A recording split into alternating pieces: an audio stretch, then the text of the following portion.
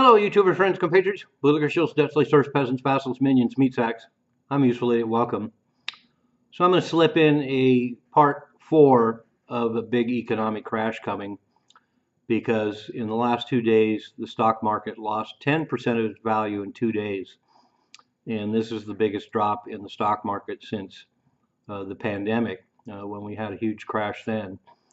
But the losses that we've taken over the last couple of weeks and these gyrations over the tariffs is basically causing a lot of uncertainty. And the big players and certainly average citizens out there are now full of fear. And we were already fearing about the state of the economy and inflation moving forward. And now we have the tariff situation. And regardless of the reality of the tariffs, whether it's a plus or a minus, the fact is this vast alienation of trading partners all over the world and the disruption of supply lines and the expectations that costs are going to go up on everything has really thrown a wrench in the works and has just accelerated the possibility that a big crash could be coming. And in fact, if we don't see a recovery in the market moving forward, the crash could already be here. And of course, an entire pantheon of economic demons are going to be released.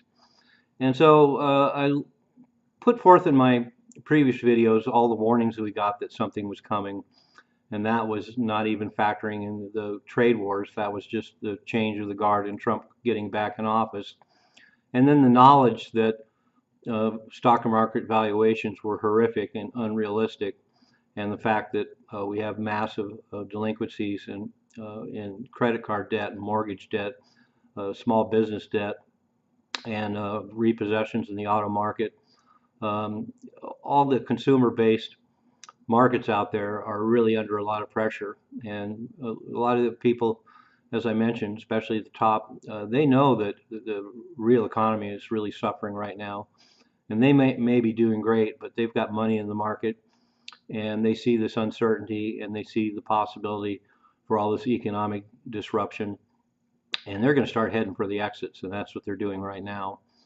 And so if we see further large drops moving forward in the next week, we could be on the precipice of something big already. We won't have to wait. I've heard some pundits discuss that we could see something really serious develop within the next 2 weeks. And it looks like we're definitely on the road to that.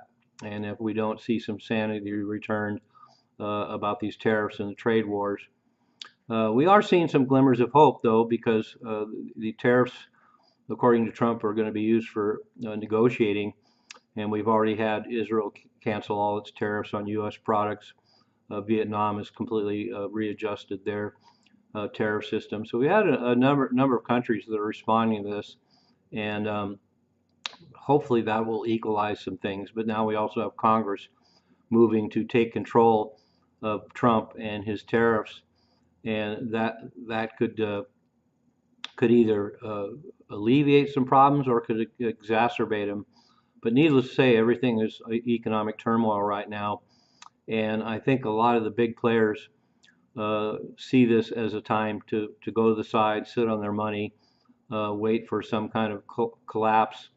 And then go back in and pick up the pieces and extract the wealth and buy up a whole bunch of assets for pennies on the dollar, because that's what always happens. But right now, to lose 10% of the stock market value in 2 days is pretty shocking. And it looks like this whole tariff situation is just beginning to unfold. So we could see a lot of economic calamity moving forward. And at this rate, it's certainly going to guarantee a recession. And if things are very dramatic, as far as you and I and your average citizen are concerned, particularly with all the economic pressures that I've spelled out, we could be on the precipice of a new depression. And once again, I'm not a fearmonger and I'm not a doomsayer, but there is a lot of fear out there. A lot of people are going to pull their money out and sit on the sidelines and see what happens. And that's just going to create a feedback loop. And consumer confidence is tanking, and everybody's worried about inflation, which is not abating. And the Federal Reserve is out of a lot of tools to deal with this. So anyway, it seems like my series on an upcoming economic crash is more prescient than I originally thought. And today and yesterday and this last week and what's coming are only going to make that all the more apparent. I'm a useful idiot. Don't you be one too.